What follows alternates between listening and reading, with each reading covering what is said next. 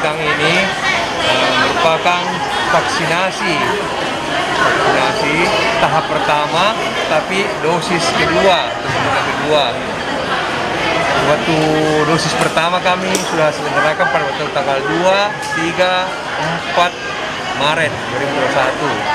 Nah, sekarang ini adalah merupakan dosis kedua untuk mereka yang berumur 18 sampai 59 tahun.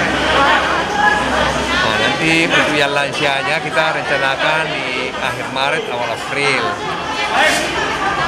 Kegiatan ini tentu saja bertujuan untuk membantu program pemerintah untuk mempercepat pemulihan situasi kesehatan dan ekonomi nasional, sehingga kita bisa mempercepat pembangunan kembali untuk seluruh bangsa Indonesia. Terima kasih. Jumlahnya secara keseluruhan adalah 2.250 yang sudah divaksin melalui fasilitas PSMTI.